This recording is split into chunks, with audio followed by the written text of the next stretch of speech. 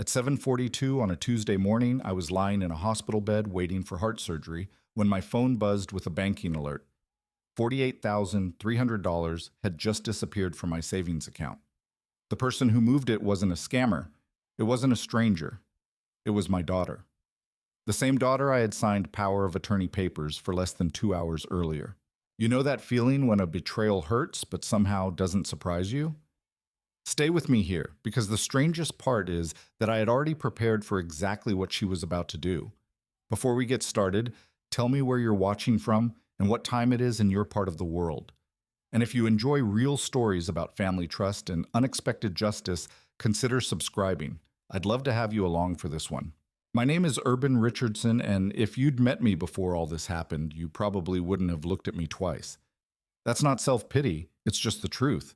At 68 years old, I had mastered the art of blending into the background. I lived alone in the same brick ranch house in Westwood, a neighborhood on the west side of Cincinnati, Ohio, where my wife Linda and I had raised our daughter.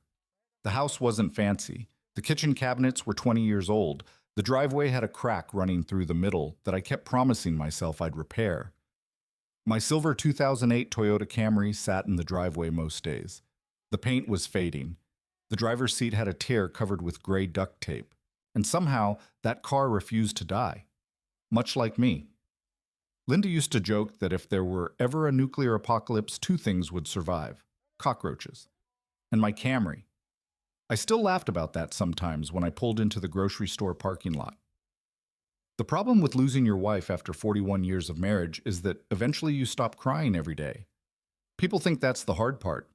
It's not. The hard part is when something funny happens 6 years later and your first instinct is still to tell them. Then you remember they're gone. That's the kind of grief nobody prepares you for. The quiet kind. The ordinary kind. The kind that sneaks up on you in the cereal aisle at Kroger. Most mornings I woke up around 6, made coffee, read the local news, fed a family of squirrels that had somehow decided my backyard belonged to them. One of them was missing half a tail. I called him Congressman because he showed up every day demanding things while contributing absolutely nothing. You know the type. My closest friend was Frank Moreno. Frank was 69, retired, loud, and incapable of speaking at a normal volume. He had spent 40 years as an electrician. Even now, he treated every conversation like he was yelling across a construction site. Frank and I had been friends since the late 1980s. Every Thursday, we met at Skyline Chili on Glenway Avenue. Same booth, same waitress, same argument. Frank always insisted Cincinnati chili was the greatest food ever created. I always reminded him it looked like someone dropped spaghetti into a chemistry experiment. Neither of us ever changed our position. That was part of the ritual. 3 months before my surgery, Frank looked across the table and said, "You look tired." "I am tired." "That's because you're old. You're older than me. By 8 months." "That's still older." He pointed his fork at me. 8 months matters. I laughed so hard chili nearly came out my nose. Those lunches probably added 10 years to my life. Or took 10 years off. With Skyline Chili, it's hard to know.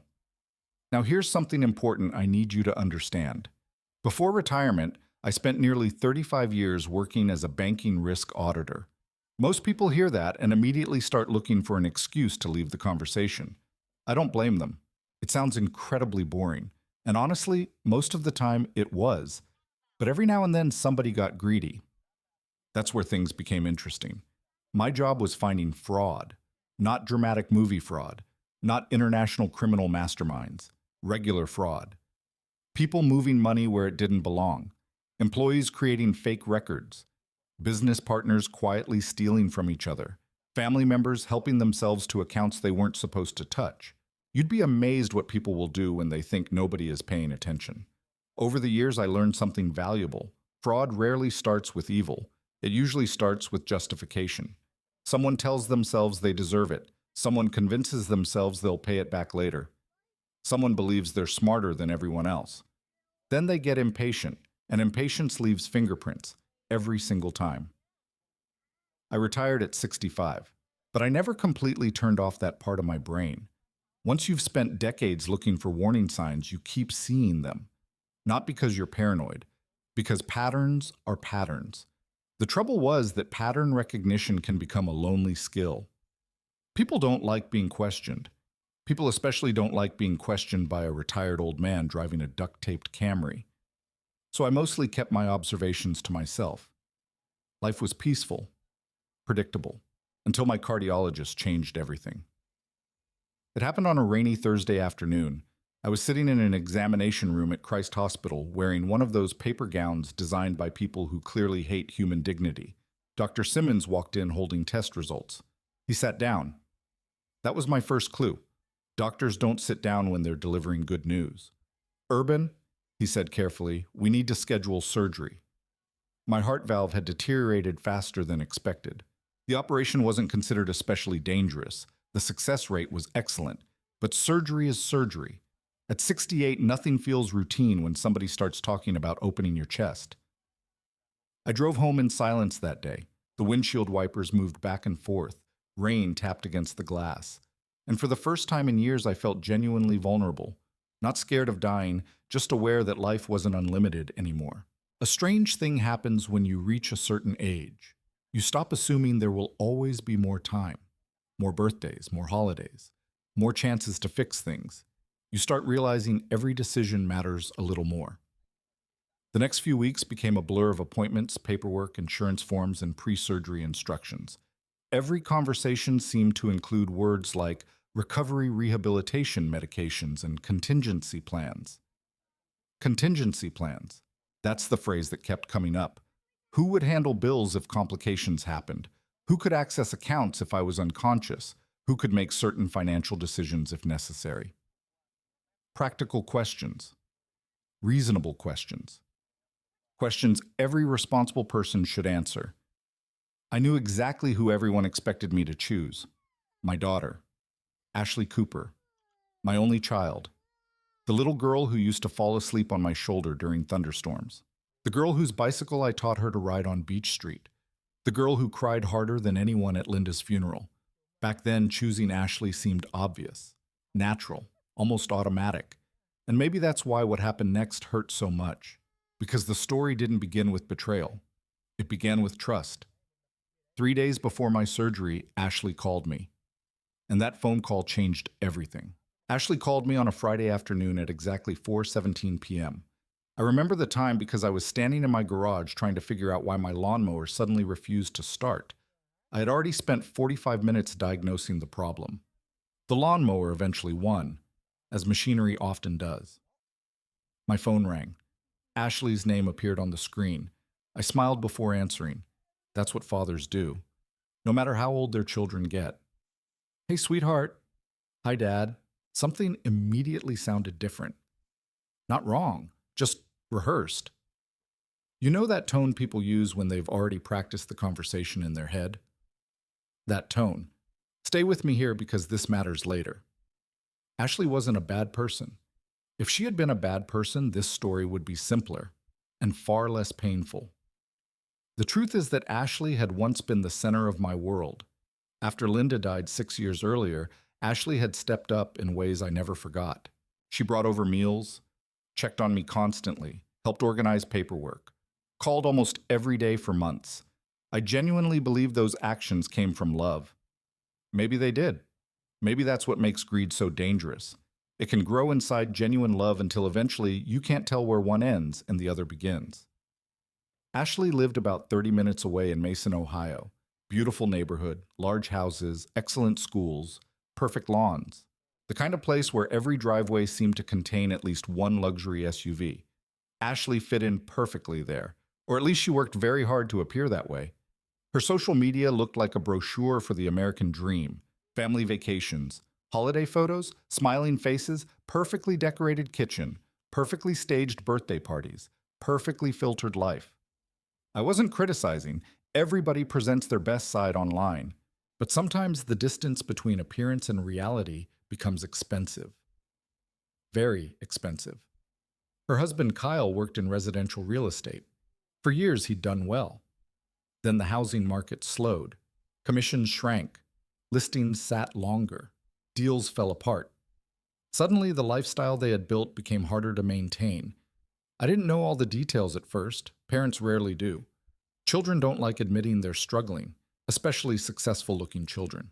Over the previous 2 years, little clues had started appearing. Nothing dramatic, just patterns. Kyle switching vehicles twice in 18 months, a kitchen renovation that seemed unnecessary, a family vacation to Aruba immediately after Ashley complained about money. Small things, individually meaningless.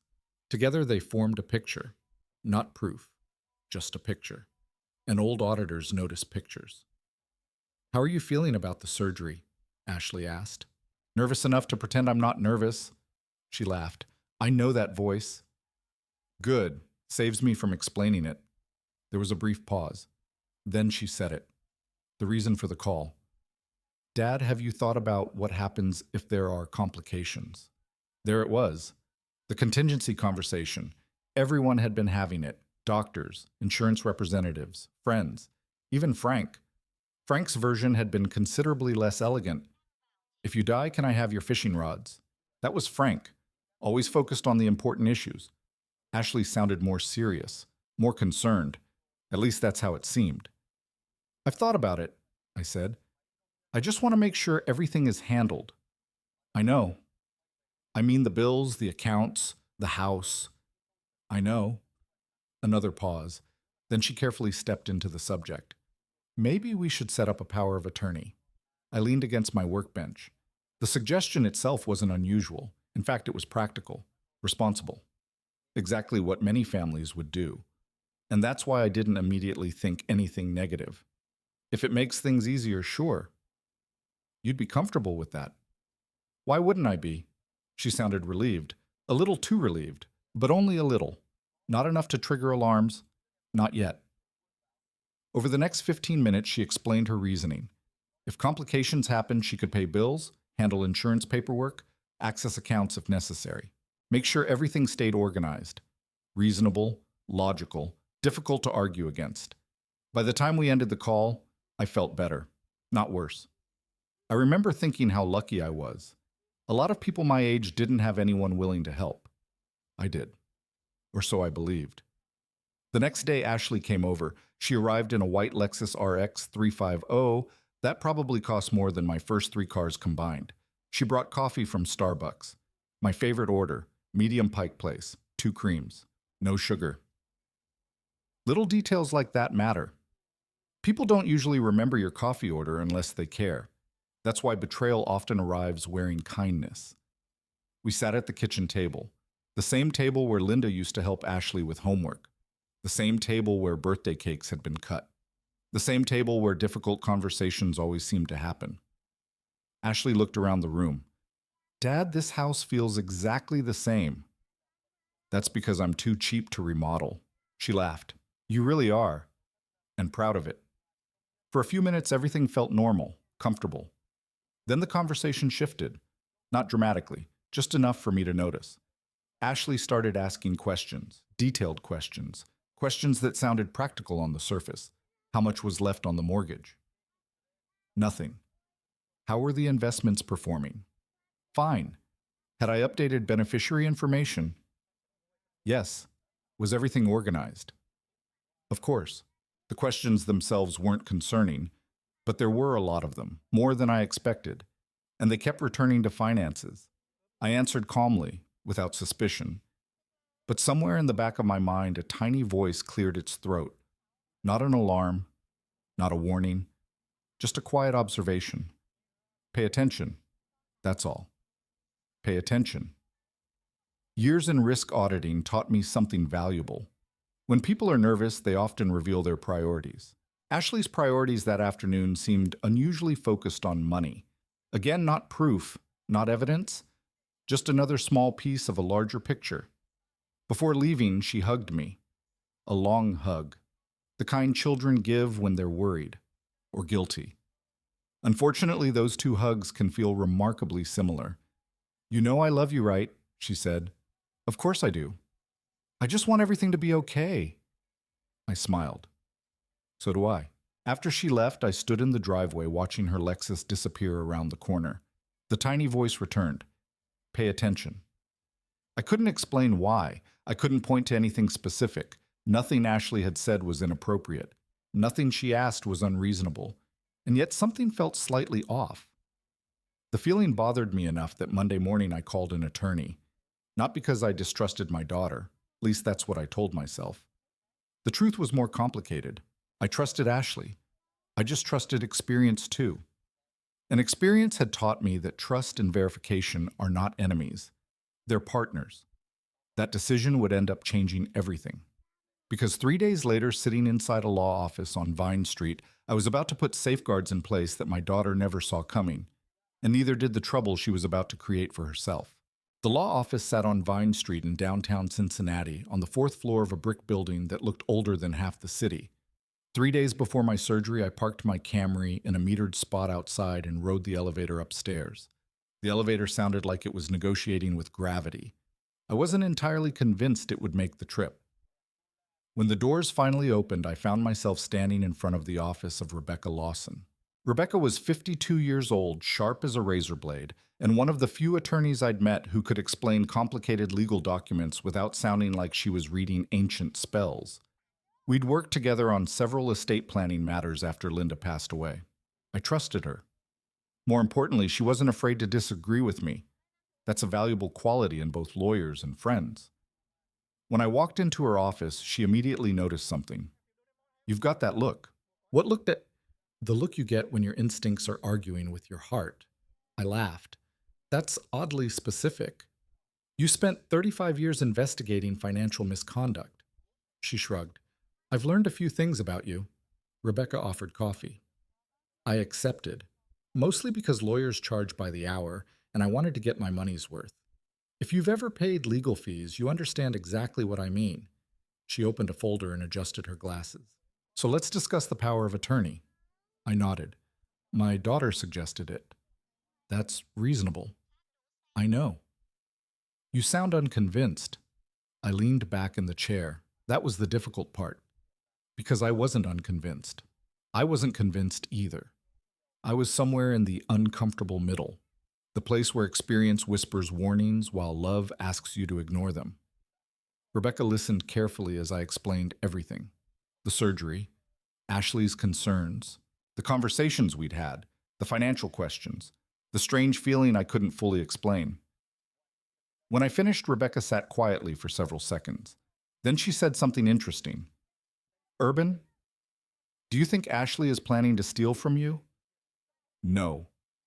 The answer came immediately, because at that moment I genuinely believed it. Rebecca nodded. "Do you think she could make a poor decision under financial pressure?" "Uppers." That question took longer, much longer. Finally I sighed. "Maybe." Rebecca folded her hands. "That's a very different question." And she was right. People often imagine betrayal as something planned by villains. Real life isn't usually that simple. Most terrible decisions are made by ordinary people trying to solve ordinary problems. Debt, fear, pressure, embarrassment. Those things can push otherwise decent people into dangerous territory. "I want to trust her," I said. "You can." Rebecca smiled. "Trust doesn't require blindness." I need you to remember that sentence, because it became the foundation of everything that followed. Trust doesn't require blindness. Rebecca pulled out several documents. "Let's talk about options." For the next hour, she walked me through various types of power of attorney arrangements. Some gave broad authority, some were limited, some activated only under specific conditions. Most people would probably have been overwhelmed. I wasn't. This was familiar territory. Different paperwork, same principles. Every system eventually comes down to risk management. Identify the risk, reduce the exposure, prepare for failure, hope none of it becomes necessary. By the end of the meeting, we had designed something very specific. Ashley would receive a limited power of attorney, enough authority to help if medical complications occurred, not enough authority to operate without oversight, perfectly reasonable safeguards, perfectly legal safeguards, and completely invisible to anyone who assumed they could act without scrutiny. Rebecca began listing them. First, every transaction above $5,000 would trigger an immediate notification. Not the next day, not the next week. Immediately. Second, any attempt to liquidate investment accounts would require secondary verification. Third, All activity would generate a digital audit trail. Fourth, a backup emergency contact would receive duplicate alerts. That contact was Frank Moreno. When I told him later he nearly choked on a cheeseburger, "You put me in charge?" No. "You trusted me with legal responsibility?" Absolutely not. Good. Frank nodded seriously. That would have been irresponsible. That's why Frank and I remained friends. Neither of us trusted him either. Back in Rebecca's office, there was one final precaution, the most important one. A revocation package, prepared in advance, signed, ready to activate immediately if misuse occurred. Rebecca slid the document across the desk. Hopefully this never leaves the folder. Hopefully, but I signed it anyway. Not because I expected trouble, because preparation had been my profession for most of my life. You don't buy insurance because you expect a fire. You buy it because fires don't ask permission first. When the meeting ended, Rebecca closed the file. Then she looked directly at me. Urban. Yeah. If Ashley never abuses this authority, none of these safeguards matter. I know. And if she does, I smiled, for the first time that day. Then they matter a great deal. Outside, the afternoon sun was beginning to fade. I walked back toward my car feeling oddly peaceful, not suspicious, not angry, just prepared. Prepared is a very different feeling. Prepared people sleep better. Prepared people panic less. Prepared people recognize that trust and caution can exist in the same room. That evening, Frank came over carrying 2 containers of Skyline chili and a paper bag full of oyster crackers. He dropped into a chair at my kitchen table. So how'd the lawyer meeting go? I explained everything, every safeguard, every notification, every backup measure. Frank listened carefully. Then he pointed his spoon at me. You think she's going to try something? No. That's not what your face says. I laughed. My face talks too much. It always has. Frank took another bite. Then he became unusually serious. You know what I think? What? I think you're scared. I opened my mouth to argue, then stopped. Because he was right. Not scared of surgery. Not really. I trusted the doctors. I trusted the hospital. What frightened me was something else entirely. The possibility that my instincts might be right. The possibility that the little voice in the back of my head wasn't being paranoid. The possibility that someone I loved was carrying burdens I didn't fully understand. Frank seemed to read my thoughts. If nothing happens, great.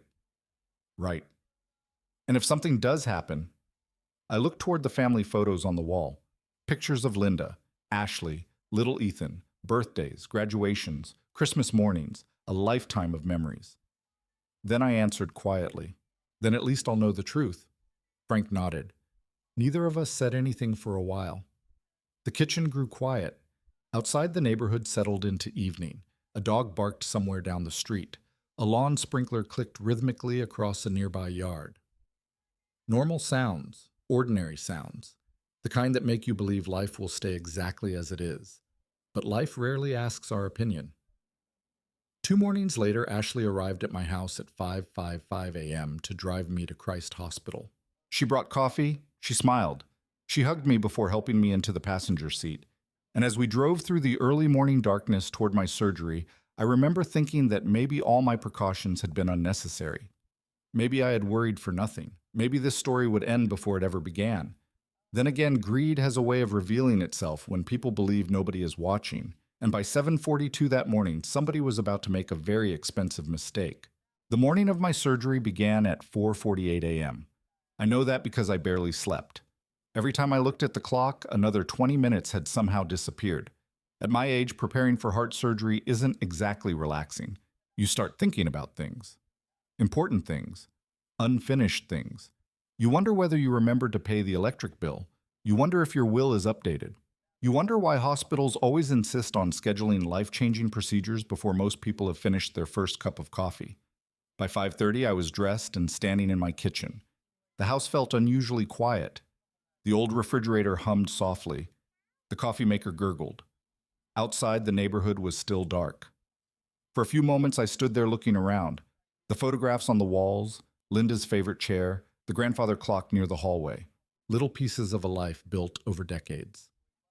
I remember thinking how strange it was that a person could spend 40 years creating a home and then leave it one morning carrying nothing but a wallet and a hospital folder. At exactly 5:55 a.m., Ashley pulled into the driveway. Her white Lexus headlights swept across the living room window. I grabbed my overnight bag and headed outside. She met me at the front door. "Morning, Dad." "Morning." She held up a Starbucks cup.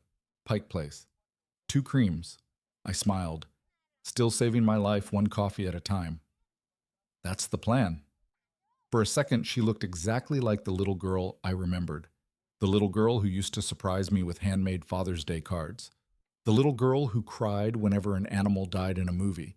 The little girl who once spent an entire afternoon trying to rescue a squirrel trapped inside our fence. That's the problem with family. You never stop seeing the earlier versions of them, even when they've changed. The drive to Christ Hospital took about 25 minutes. Traffic was light. Most people were still asleep. Ashley chatted casually. Work, weather, Ethan's upcoming baseball season, normal topics, comfortable topics. Nothing seemed unusual. Nothing seemed suspicious. If someone had told me that morning that my daughter was planning to use legal authority for her own benefit within the next 2 hours, I probably would have laughed. Not because it was impossible, because it would have seemed absurd. At 6:27 a.m., we arrived at the hospital. The parking garage was already filling up. Hospitals never sleep. That's something you don't fully appreciate until you're spending time inside one. Ashley walked beside me through the main entrance. The smell of disinfectant filled the air. People moved through the lobby carrying coffee cups and clipboards. Nurses in blue scrubs hurried past. Somewhere nearby, a machine beeped steadily. The ordinary soundtrack of modern medicine. Check-in went smoothly. Paperwork, insurance cards, identification, more paperwork, then somehow even more paperwork.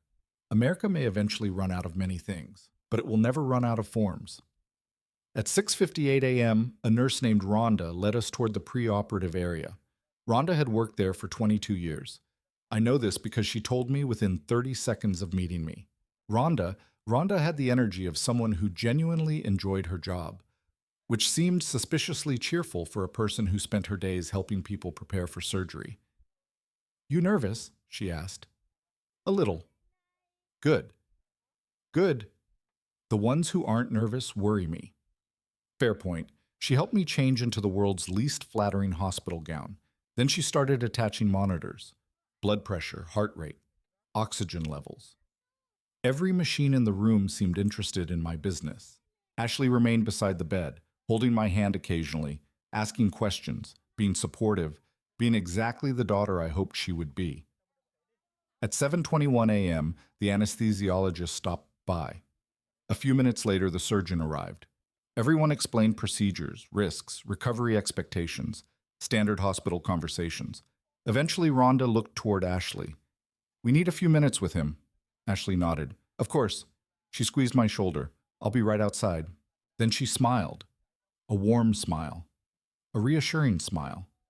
The kind of smile that would haunt me later. After she left, I settled back against the bed. The room grew quieter. Doctors came and went. Machines continued blinking. I glanced at my phone. A habit more than anything else. The lock screen showed 7:42 a.m. Then it vibrated. Once. A sharp buzz against the metal rail beside my bed. I almost ignored it. Almost. Then I saw the notification. Fraud alert. My stomach dropped. Not because of the surgery, not because of the hospital, because of the amount. $48,300 transfer initiated.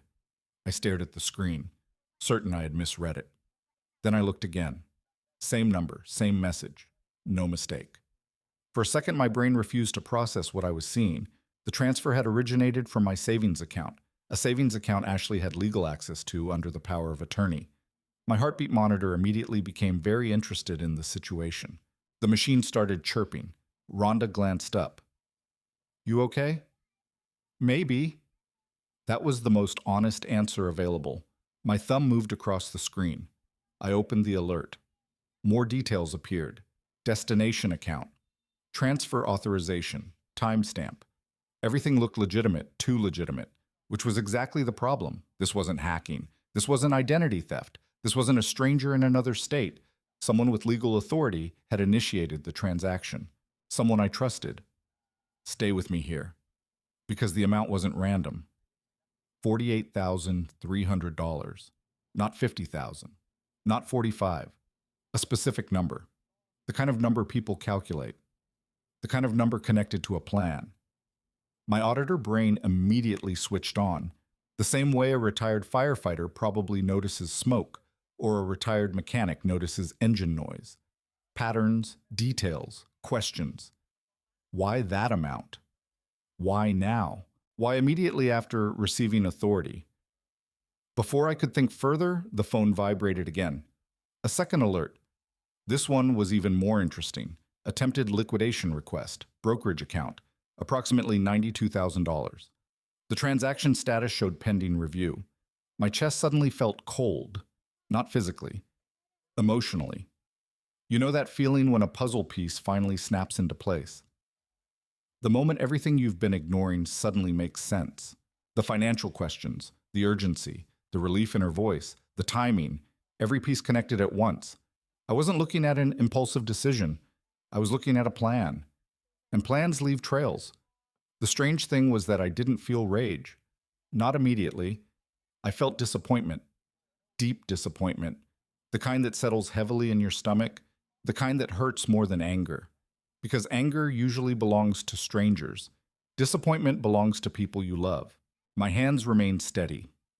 Years of investigating fraud had taught me something valuable. Panic destroys information. Calm preserves it. So I stayed calm. Then I sent a text message, one sentence, to one person, Frank Moreno. The message simply said she used it. 30 seconds later, 3 dots appeared, then a reply. I knew it. Call me when you can.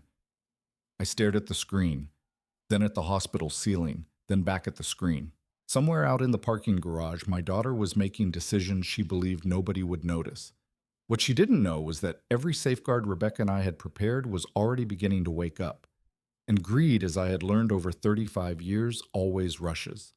That's why it makes mistakes. The strange thing about betrayal is that your body often reacts before your mind catches up. I was still lying in a hospital bed, still connected to monitors, still less than an hour away from heart surgery. And somehow my brain had already shifted into investigator mode.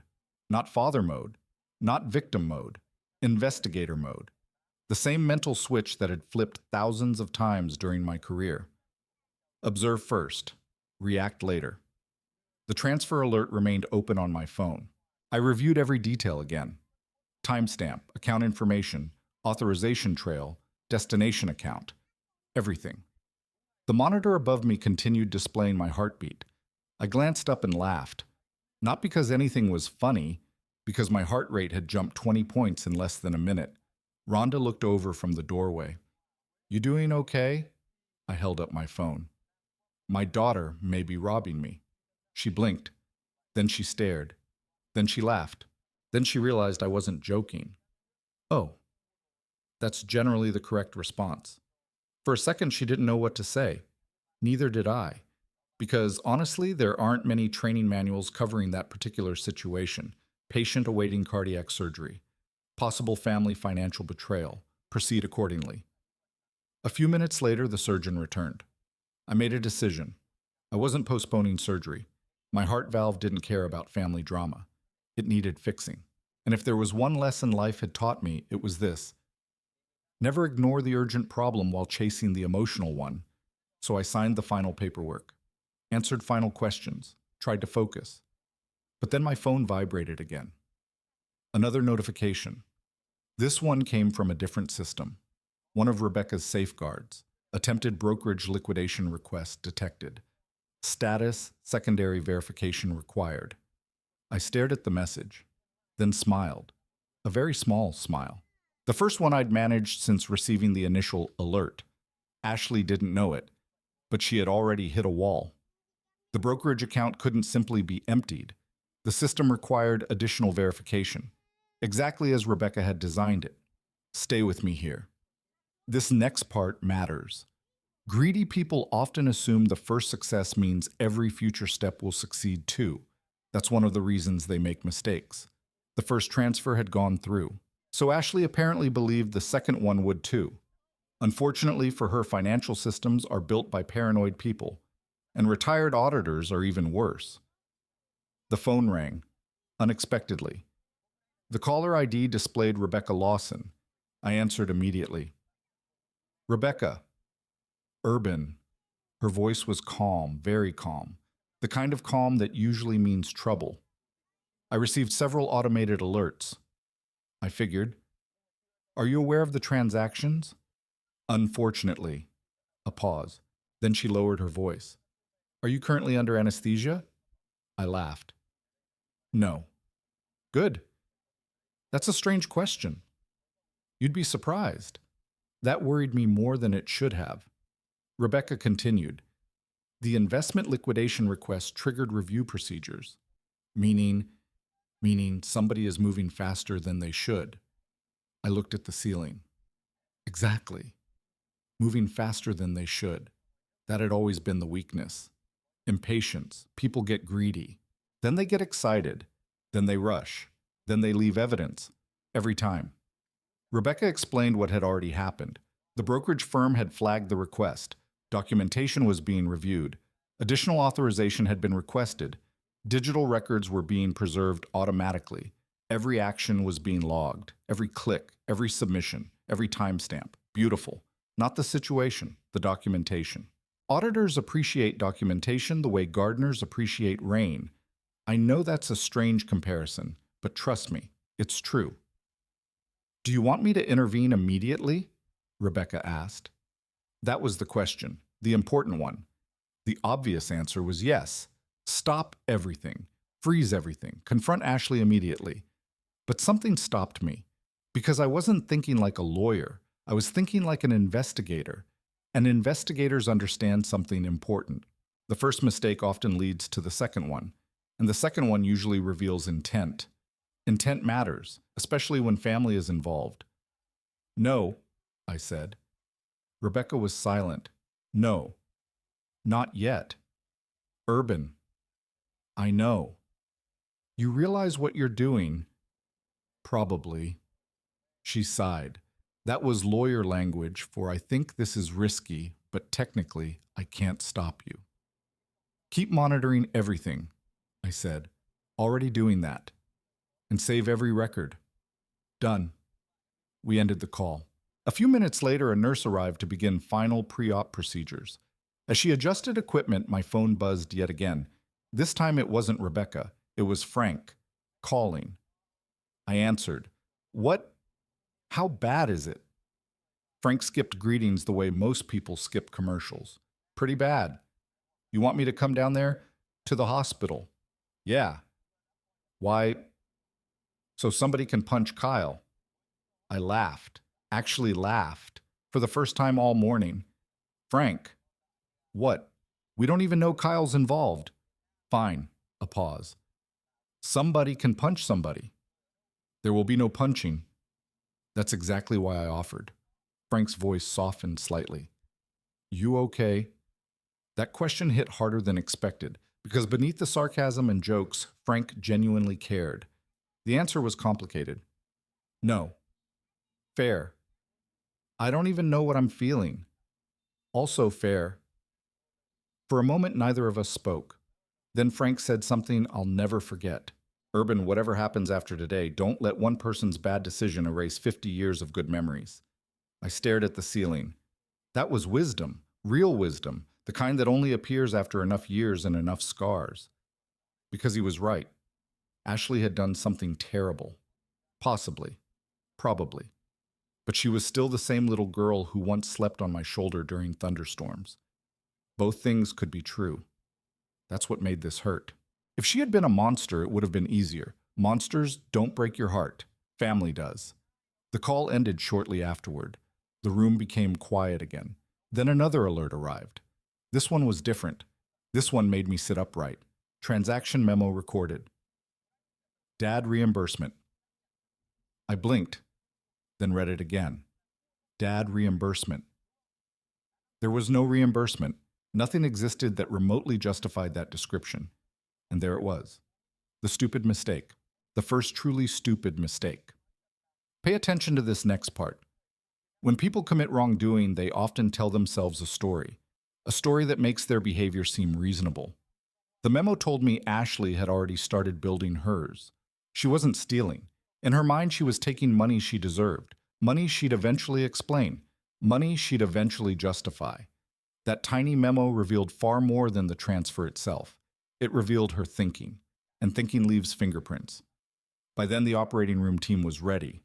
The anesthesiologist entered. Introductions were made, equipment was checked. The process had begun. I handed my phone to a nurse for temporary storage. As she walked away, one final notification flashed across the screen. Duplicate alert sent to emergency contact Frank Moreno.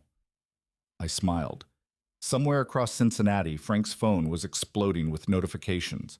God help whoever was standing near him. The anesthesiologist adjusted an IV line. Ready as I'll ever be. Any last concerns? I considered telling him my daughter was currently attempting financial warfare. Instead, I shook my head. No.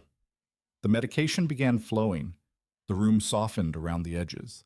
Voices became distant, lights blurred, and as consciousness slowly drifted away, one thought remained crystal clear. Ashley believed she was getting away with something.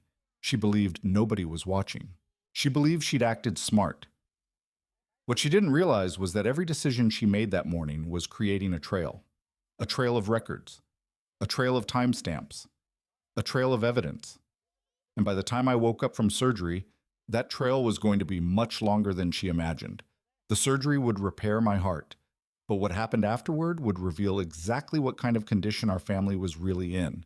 The first thing I remember after surgery was a voice telling me not to pull on the tubes. The second thing I remember was being deeply offended that apparently I'd already tried. Recovery rooms are strange places. Time doesn't move normally. Minutes feel like hours. Hours disappear completely. You drift in and out of consciousness while machines quietly keep score. At some point, I opened my eyes and saw blurry ceiling lights. Then a nurse. Then another ceiling light. Then nothing. Later, I woke up again and found myself in a recovery room. My throat felt like sandpaper. My chest felt like someone had parked a pickup truck on it, which, according to the surgeon, meant everything had gone well. Medicine has a very unusual definition of success. Around noon the following day, I was finally awake long enough to hold an actual conversation. The first person I saw was Frank. Of course it was Frank. He was sitting in a chair beside the bed wearing a Cincinnati Reds cap and holding a giant paper cup from Skyline Chili. "You're not allowed to bring chili into a cardiac recovery unit," I said. Frank looked offended. "I'm not eating it near you." "You're eating it directly beside me." "That's different." "It isn't." He took a bite. I checked. I laughed, immediately regretted it. Laughing after chest surgery feels like your ribs are filing a formal complaint. Frank pointed his spoon at me. "Don't do that." "Do what?" "Laugh. You're the one causing it. Your surgeon would want you to avoid unnecessary excitement." I shook my head.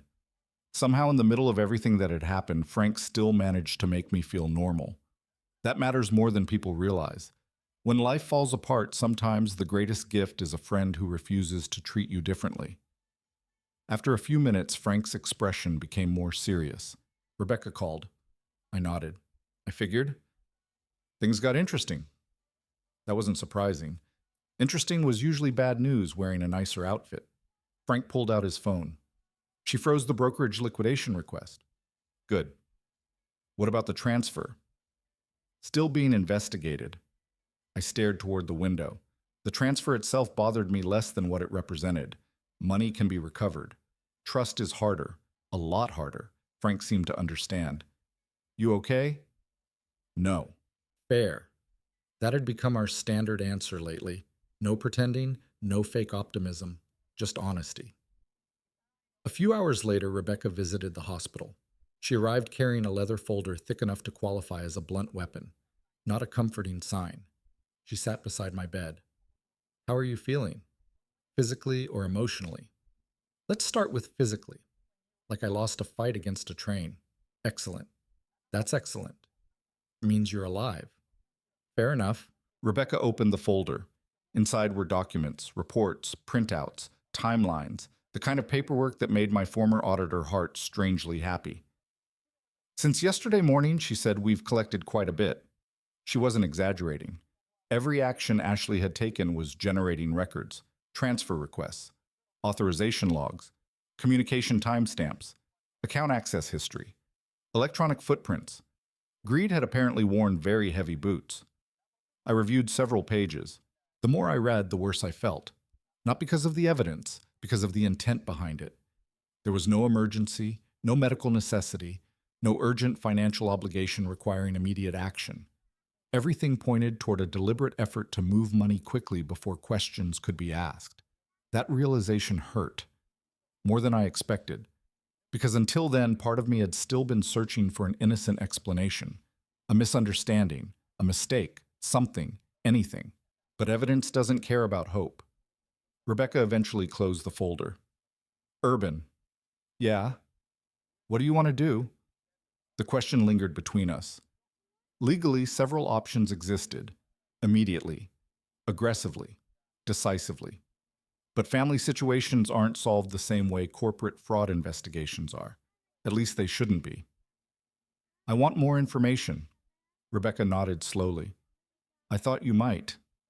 I need to understand why. That was the truth. Everybody kept focusing on what Ashley had done. I couldn't stop thinking about why. Why risk everything? Why now? Why this way? Rebecca looked at me carefully. Sometimes the answer is money. Maybe. And sometimes it's fear. That possibility stayed with me long after she left. Fear. Fear of debt, fear of failure. Fear of losing the life she'd built.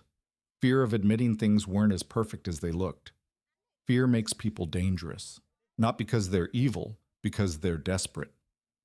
The following afternoon, Ashley visited. I wasn't prepared for how difficult that would be. She walked into the room carrying flowers from Kroger. Yellow daisies, my favorite, again. The little details, the painful details. Hi, Dad. Her voice sounded normal. Completely normal. No guilt, no panic, no visible anxiety, just normal. For a moment, I wondered if she'd somehow convinced herself nothing wrong had happened. People are remarkably talented at rewriting reality when reality becomes uncomfortable. Ashley kissed my forehead, asked about the surgery, talked about Ethan's baseball practice, complained about traffic, ordinary conversation, completely ordinary. And that was the strangest part, the contrast. A woman who had potentially transferred tens of thousands of dollars from her father's account sitting beside him, discussing youth sports schedules. I listened carefully, watched carefully, said very little. Years of investigations had taught me another useful lesson. Silence encourages talking. Talking creates information. Information creates truth. Ashley eventually asked the question she'd probably wanted to ask all along. How are the accounts doing? There it was, casual, almost invisible. But there. I looked at her, then smiled. They seem fine. Technically true, at least for the moment. She visibly relaxed, only slightly, but enough. Enough for me to notice, enough for me to remember.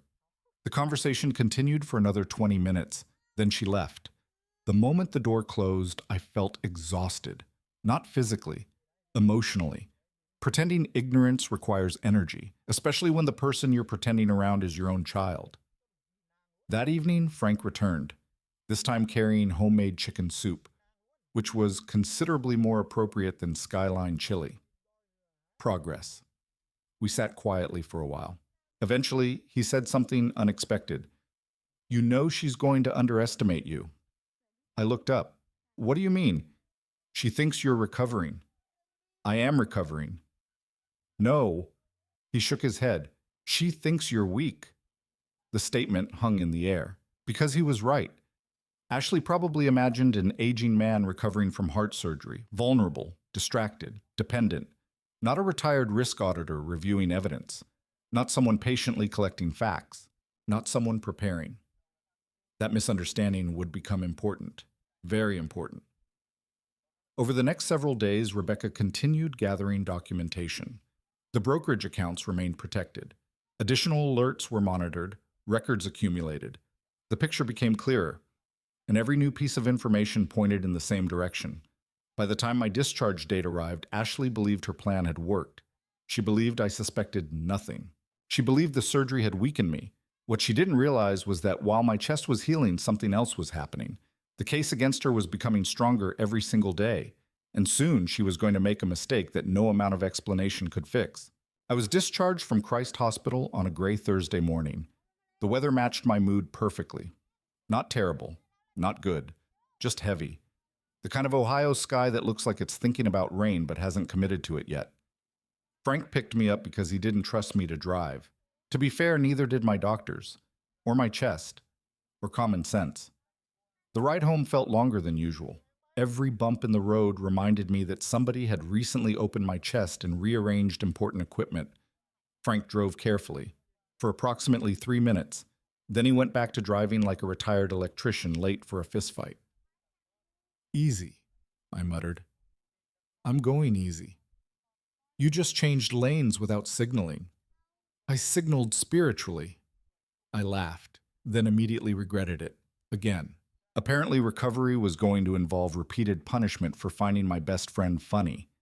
When we reached my house, I stood in the driveway for a moment. Home. The same brick ranch, the same maple tree, the same cracked driveway. Everything looked exactly as I'd left it, and somehow completely different. That's another strange thing about betrayal. The world remains unchanged. You're the one who changes. Over the next week, recovery became my full-time job.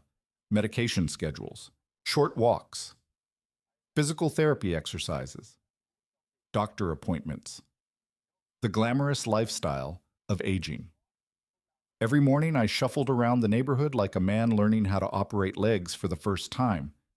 My neighbors were supportive, a little too supportive. One woman brought over 3 casseroles in 5 days. I started wondering if she thought I'd been rescued from a famine. Meanwhile, Rebecca continued collecting information. The evidence file kept growing. Every few days she'd call with another update, another document, another confirmation, another piece of the puzzle, and every piece pointed in the same direction. Ashley hadn't acted impulsively. She had planned it. Maybe not for months, maybe not for years, but certainly before that morning. That realization sat heavily in my chest. Fortunately, my chest already hurt, so it blended in nicely. About 10 days after I got home, Ashley called. "How are you feeling?" "Better." "Good." She sounded relieved, or perhaps reassured. The distinction was becoming difficult to identify. Then she made a suggestion, a simple suggestion, the kind that probably sounded harmless to anyone else. "You should come over for Sunday dinner." I paused. "Sunday dinner?" "Yeah." "Why?" She laughed. "Because you're my dad." Fair point. "We haven't had everyone together in a while." Everyone. Interesting. I agreed, partly because saying no would have looked suspicious, partly because I wanted to observe, and partly because investigators are naturally curious creatures. Sunday arrived. At 5 o'clock sharp, I drove to Mason. The Cooper house sat in a quiet subdivision full of expensive landscaping and matching mailboxes. Beautiful neighborhood, beautiful homes, beautiful debt, as I would later discover. Kyle greeted me at the door. His smile looked slightly strained, not unusual, but noticeable. "Good to see you, Urban." "You too." Inside, everything looked spotless, almost staged. The kitchen gleamed, the counters were immaculate. Not a single object appeared out of place. It looked less like a family home and more like a real estate brochure. Then Ethan came running down the hallway. "Grandpa?" Now there's something worth protecting. Grandchildren. Ethan wrapped his arms around me carefully. He'd been warned about my surgery. The hug was gentle, thoughtful, pure. Kids have a way of reminding you what honesty looks like. "Did they fix your heart?" he asked. "I think so." "Good." He nodded seriously. "Because Mom said you've got a lot of years left." For a second, I didn't know how to respond, so I smiled. That's the plan. Dinner began normally: lasagna, salad, garlic bread, family conversation. Kyle discussed work, Ashley discussed school events, Ethan discussed baseball. I mostly listened and watched, especially Ashley. She seemed relaxed, confident, comfortable, like someone who believed she was safely past the danger zone. That confidence interested me, because confidence often creates carelessness. Around halfway through dinner, the conversation shifted, not dramatically, gradually, naturally, almost professionally. Ashley brought up housing, then retirement, then safety, then maintenance costs, then living arrangements. You see where this is going. That house is getting harder for you to manage, she said. I took a sip of iced tea. It's a lot for one person. Maybe. Especially after surgery. Kyle stared very hard at his plate. Interesting. Very interesting. Ashley continued. There are some great retirement communities nearby. I nodded slowly. Are there? Absolutely. How convenient. For the first time, she looked slightly uncomfortable, only briefly. Then the smile returned. You know what I mean. Of course I did. The house, the asset, the equity, the future sale, the money. I said nothing. Silence has remarkable power. People rush to fill it. Ashley was no exception. You could sell the house, another step. You'd have less stress, another step. And you'd have more liquidity. There it was, liquidity. Not exactly a word most people casually use during family dinners, certainly not when discussing retirement homes. The old auditor inside me sat up immediately. Liquidity. Interesting choice. Very interesting. Before I could respond, Ethan accidentally detonated the conversation. Kids do that. It's one of their superpowers. He looked up from his plate, completely innocent, completely unaware, and said, Mom says Grandpa's house money will fix everything. Silence.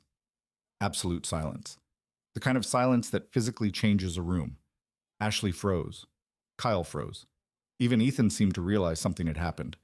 I slowly lowered my fork. Nobody spoke. Then Ashley forced a laugh. That's not what I meant. But it was too late. Because children rarely invent adult financial conversations. They repeat them. Exactly. Word for word. Stay with me here. That moment changed everything. Not because Ethan revealed some grand conspiracy. Because he destroyed the final excuse. The final possibility that this had all been a misunderstanding. Ashley wasn't worried about my well-being. Not primarily. She was worried about access. About assets, about solutions, about money. Money she had already tried to move. Money she apparently still viewed as available. The rest of dinner felt different. Not hostile, not openly confrontational, just different. The masks had slipped, slightly, but enough. On the drive home, I couldn't stop thinking about Ethan's words. Grandpa's house money will fix everything. Simple, honest, devastating. By the time I pulled into my driveway, I realized something important. I was no longer gathering evidence to discover the truth. I already knew the truth. Now I was gathering evidence to prove it. And soon Ashley was going to walk directly into a meeting she believed was routine, a meeting that would force every secret into the open. The following Tuesday, Rebecca called at exactly 9:12 a.m. I remember because I was standing in my backyard arguing with a squirrel. Not metaphorically, an actual squirrel. Congressman had somehow climbed onto my bird feeder again and was helping himself to food he had absolutely no right to. Which, now that I think about it, was becoming a recurring theme in my life. My phone rang. Rebecca. I answered immediately. Good morning? It's time. 3 simple words. That's all she said. I knew exactly what she meant. For weeks we had been gathering information, reviewing records, preserving evidence, building timelines, separating facts from emotions. Now we had enough, more than enough. The question was no longer whether Ashley had abused the power of attorney. The question was how we were going to address it. When shit? I asked. Thursday. Where's some Queen City Community Bank? I nodded. The location made sense, neutral territory, professional environment, complete access to records. Witnesses if necessary, everything documented, everything controlled. Rebecca continued. I'd like Frank there. Good. And I'd like Ashley present. There it was, the moment we'd been moving toward since surgery day, the beginning of the end. After the call ended, I stood in my backyard for several minutes. Not because I was nervous, because I was sad. That's something people don't talk about enough. Revenge stories sound satisfying when you're listening to them. In real life, they're often heartbreaking. Nobody wins cleanly, nobody walks away untouched, especially when family is involved. I wasn't preparing to expose a criminal. I was preparing to confront my daughter. There's a difference, a very painful difference. Later that afternoon, Frank came over carrying 2 sandwiches from a deli on Harrison Avenue. Apparently, his solution to every emotional crisis involved carbohydrates. To be fair, it was a surprisingly effective system. We sat at the kitchen table. I explained Rebecca's plan. Frank listened carefully. Then he nodded. Good. Good. Very good. I raised an eyebrow. You seem enthusiastic. I've been enthusiastic for 3 weeks. About watching consequences happen. That made me laugh. Frank wasn't cruel, but he had very little patience for dishonesty, especially dishonesty directed toward friends. What if she admits everything? I asked. Then good. What if she apologizes? Also good. What if she doesn't? Frank took a bite of his sandwich. Then she's about to have a very educational Thursday. Simple, direct, classic Frank. The next day, Rebecca and I met at her office. This time the atmosphere felt different, less preparation, more execution. Several thick folders sat on her conference table. Every page represented evidence. Every page represented a choice Ashley had made. Rebecca opened the first folder. Let's review. For the next 2 hours, we walked through everything, chronologically, methodically, like assembling a puzzle. Only this puzzle happened to involve betrayal. The timeline began with the power of attorney paperwork. Date, time, authorization details. Then came the transaction alerts. Then the account activity. Then the brokerage liquidation attempt. Then the communications. Then additional discoveries. Some of those discoveries surprised even me. One involved email correspondence. Another involved property inquiries. A third involved financial planning discussions. All connected, all documented, all preserved. Pay attention to this next part, because this is where Ashley's impatience truly hurt her. Several days before my surgery, she'd contacted a real estate professional. Not to list my house, not officially, but to discuss potential value estimates, potential selling timelines, potential market conditions, potential proceeds. The conversations were exploratory, not illegal, not criminal, but incredibly revealing, because they happened before my surgery, before any medical complications, before any legitimate reason existed to discuss liquidating my property. That mattered. Intent always matters. I sat quietly reading the printed emails. Every page felt heavier than the one before, not because of the information itself, because of what it revealed. Ashley wasn't reacting to circumstances. She was anticipating opportunities. That's a very different thing.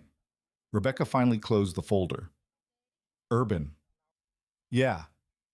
You need to decide what outcome you want. The question hung in the room, because legally several outcomes remained possible, some severe, some less severe. I thought carefully before answering. I don't want her arrested. Rebecca nodded. I suspected that. I don't want Ethan caught in the middle. Understandable. I don't want to destroy her life. Rebecca remained silent, waiting, listening. Then I continued. But I won't allow her to pretend this didn't happen. There it was. The line, my line, the one I could live with.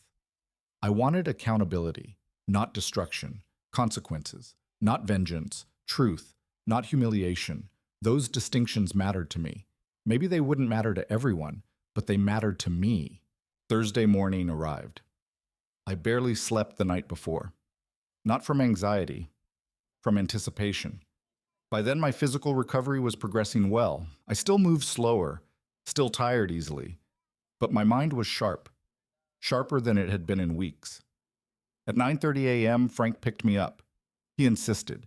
Apparently, he had appointed himself head of transportation, and security, and emotional support, and several other positions nobody had authorized. The drive to Queen City Community Bank took about 20 minutes. Neither of us talked much. Eventually, Frank broke the silence. You know what the funny thing is? What? She still thinks she's the smartest person in the room. I looked out the window. Probably. That's dangerous. Why? Because she hasn't met Rebecca in conference room mode. I smiled. Fair point. Very fair point. When we arrived, Rebecca was already waiting. So was Patrice Holloway. A senior banking manager. Professional. Calm. Meticulous. The kind of person who alphabetizes things recreationally. Exactly who you want handling financial investigations. We gathered inside a private conference room, large table, neutral walls, no distractions, just people, documents, and truth. Rebecca arranged folders neatly in front of her. Patrice prepared account records. Frank sat beside me, like a loyal bodyguard who occasionally forgot he wasn't actually licensed for that role. Then we waited. 10 minutes later, Ashley arrived. Alone. Interesting. Very interesting. She walked into the room wearing a navy blazer and carrying a leather portfolio, confident, relaxed, composed, exactly the way someone looks when they believe they're attending an ordinary financial meeting. Her smile appeared immediately. Hi, Dad. Hi, Ashley. She glanced around the room. Rebecca. Patrice? Frank? The smile weakened slightly. Only slightly. Then she sat down. What exactly is this about? Nobody answered immediately. Rebecca simply slid a folder across the table. A very thick folder. And for the first time since entering the room, Ashley's confidence visibly cracked. Just a little. But enough. Enough for me to know something important. Deep down, she already understood why she was there. She just wasn't prepared for how much we knew. And the next few minutes were about to change our family forever. The room became very quiet. Not awkward quiet. Not uncomfortable quiet. The kind of quiet that happens when everyone realizes the next few minutes matter. Ashley looked down at the folder, then at me, then at Rebecca. What is this? Rebecca folded her hands calmly. A timeline. A timeline of what? A timeline of financial activity that occurred immediately after Mr. Richardson granted power of attorney authority. Ashley didn't touch the folder. Not yet.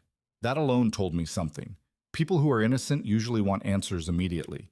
People who are worried often hesitate, just for a second, just long enough. Finally, she opened it. The first page contained transaction records, dates, times, amounts, authorization details. Nothing dramatic, nothing emotional, just facts. Facts are stubborn things. Ashley scanned the page, then another, then another. Her expression changed, not dramatically, gradually, like watching sunlight disappear behind clouds. I don't understand. Rebecca nodded. Then let's go through it together. Professional, polite, merciless. Exactly what I expected. Patrice slid several bank records across the table. Ashley looked at them, then looked away, then looked back. The transfer was there. $48,300. The brokerage liquidation request was there. The account activity logs were there. The authorization records were there. Every digital footprint, every timestamp, every decision, carefully preserved. Ashley swallowed. I had authority. Yes, Rebecca said. You gave me authority. Limited authority. To help. Rebecca nodded. Correct. Ashley straightened in her chair. For a brief moment, confidence returned. I recognized the shift immediately. The justification phase, the story-building phase, the part where people begin explaining themselves. I wasn't stealing. Nobody interrupted. That was important.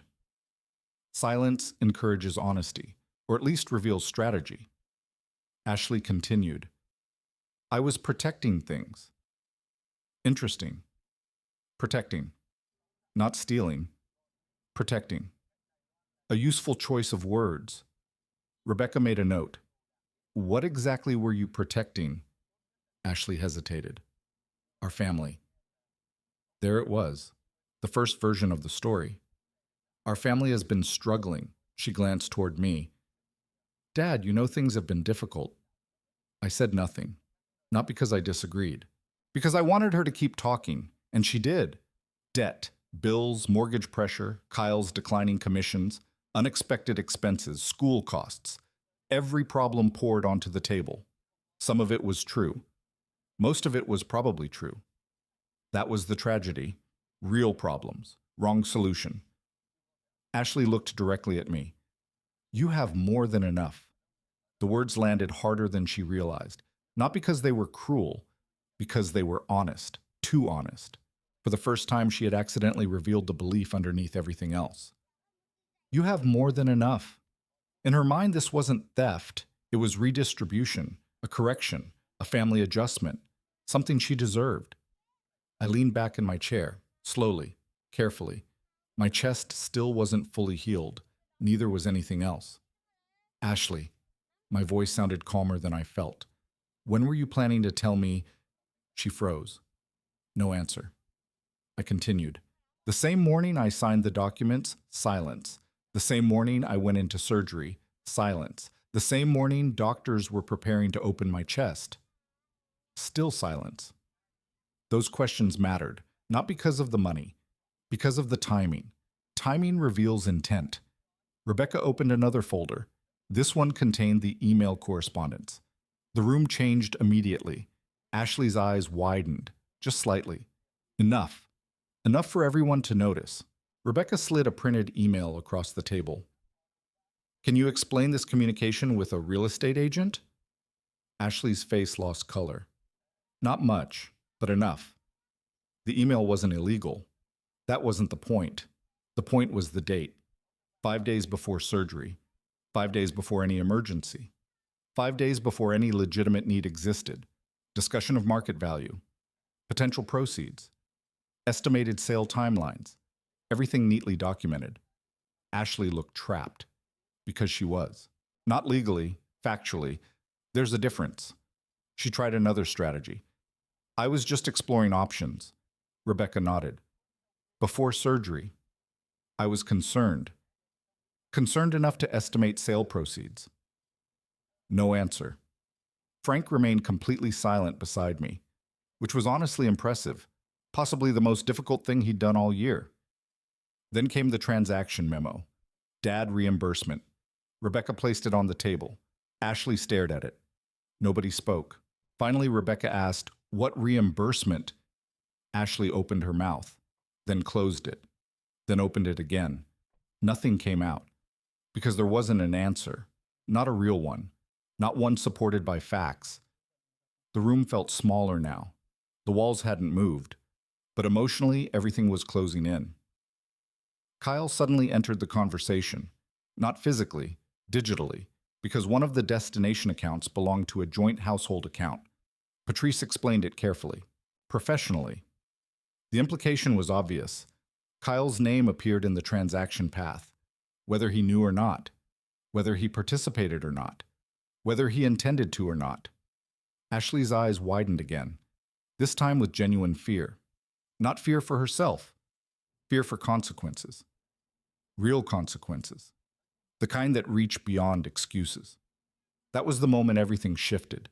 Until then, she'd been defending decisions. Now she was facing outcomes. There's a difference. A huge difference. Tears appeared. Real tears. Not theatrical, not manipulative, real. And that's what made it painful. Because I believed they were genuine. Ashley wasn't a monster. Monsters don't cry because they hurt people. Ashley was a flawed human being who had convinced herself she was justified.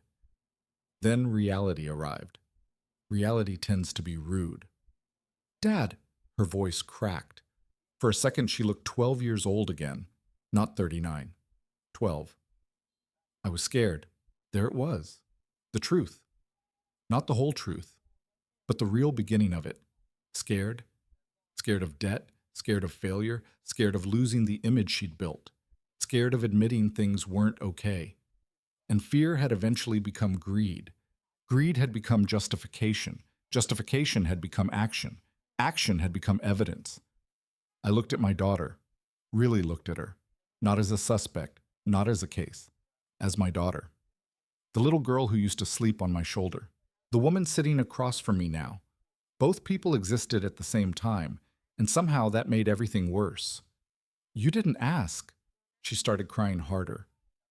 I know. You didn't call. I know. You didn't tell me the truth. I know. The room remained silent. No dramatic speeches, no shouting, no courtroom theatrics, just consequences. Eventually, Rebecca reviewed the resolution documents.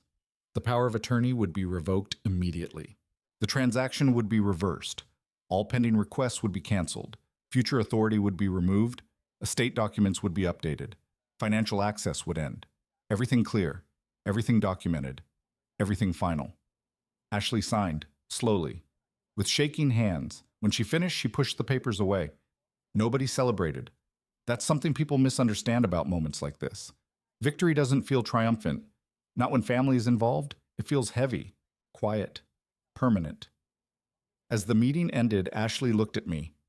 Red eyes, tear-streaked face, completely different from the confident woman who had entered the room an hour earlier.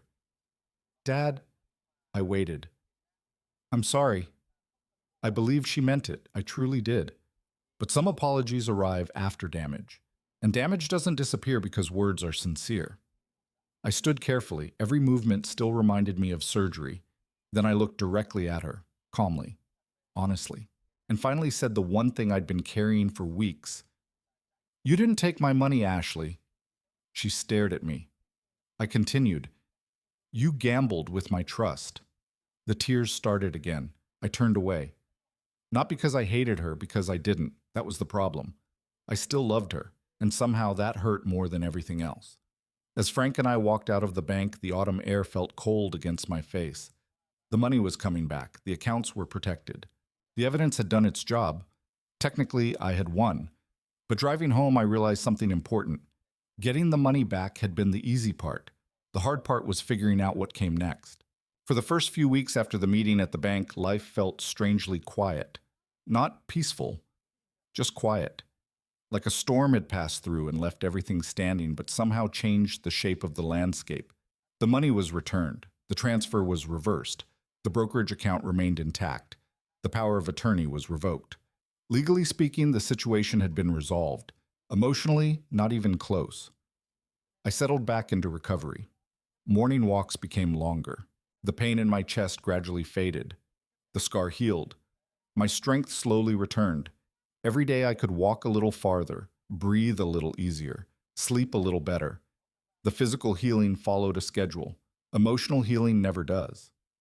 Frank remained a constant presence. Some people bring casseroles during difficult times. Frank brought sarcasm. Honestly, it was more useful. One afternoon, he showed up carrying a fishing rod. Get your shoes. What? We're going fishing. I had heart surgery. Exactly.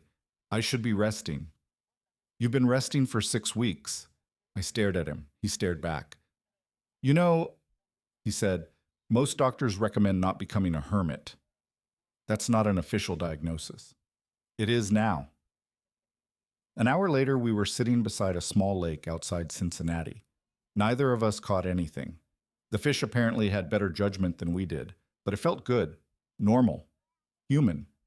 And sometimes that's enough. Ashley didn't call. Not at first. I think she understood that I needed space, or maybe she needed space too. Either way, several weeks passed without direct contact. The first communication arrived in the mail, a handwritten letter, not an email, not a text, an actual letter. I recognized her handwriting immediately. For 3 days, it sat unopened on my kitchen table. 3 days. I walked past it repeatedly, made coffee beside it, read the newspaper beside it, ignored it professionally. Finally, on a Sunday evening, I opened it. The letter was 6 pages long. No excuses, no legal arguments, no blame. Just honesty. At least as honest as she knew how to be. Ashley wrote about the debt, the pressure, the fear, the embarrassment, the constant stress of maintaining a life she could no longer afford. She admitted something I hadn't fully understood before. She wasn't trying to become wealthy. She was trying to avoid appearing unsuccessful. That distinction mattered. Not because it justified anything, because it explained something. Pride had played a role, a huge role. The image of success had become more important than reality. Eventually, that image required money. Money she didn't have. Money she convinced herself she could access. Money she convinced herself she'd eventually replace. The story wasn't unique. I've seen versions of it hundreds of times, just never inside my own family. The final paragraph stayed with me. Dad, I don't expect forgiveness right now. I don't know if I deserve it. I just wanted you to know that every day since that meeting, I've wished I could go back and make a different decision. I folded the letter carefully, then placed it back inside the envelope. For a long time, I sat quietly, thinking, not about money, about consequences. The interesting thing about consequences is that they rarely affect only one person. Ashley had damaged our relationship, but she had damaged herself too. The daughter who once knew her father trusted her completely now knew that trust was gone. That's not a punishment imposed by a court. That's a punishment carried inside your own head. Months passed. Winter arrived. Then spring. Life continued. Because life always continues. Ethan still visited. That part never changed, and thank God for that. About once a month, Frank would drive over with Ethan in the passenger seat. The two of them together were chaos wrapped in enthusiasm. One was 11, the other was 69. Neither believed rules applied to them. One Saturday afternoon, Ethan helped me plant tomatoes in the backyard. Or more accurately, he dug random holes while I attempted to maintain order. At one point, he looked up and asked, "Are you mad at Mom?" Children have a remarkable ability to locate the exact question adults are trying to avoid. I set down my gardening tools, thought carefully, then answered honestly. "No."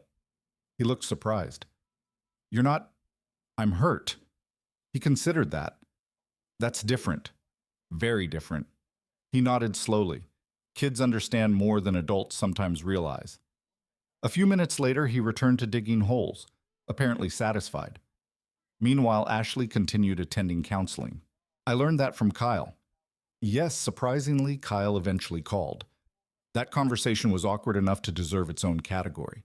But it was sincere. For the first time, he admitted how serious their financial problems had become. For the first time, he stopped pretending everything was fine. That alone represented progress. Real progress. Not social media progress. Actual progress. Slowly, things began changing. Not fixing. Changing. There's a difference. Forgiveness isn't a light switch. Trust isn't a light switch either. People often imagine reconciliation as a dramatic moment. A hug. A speech. A breakthrough. Real reconciliation usually looks much less impressive. A letter, a conversation, a visit, a small step. Then another, and another. By the 1-year anniversary of my surgery, Ashley and I had spoken several times, had lunch twice, exchanged more letters. The relationship wasn't healed, but it wasn't dead either.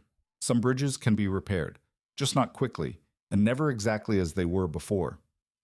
One evening, I sat on my back porch watching the sunset. Congressman the squirrel appeared, still stealing birdseed, still contributing absolutely nothing. Some things never change. My phone buzzed, a text message from Ashley. Simple. 3 words. "Love you, Dad."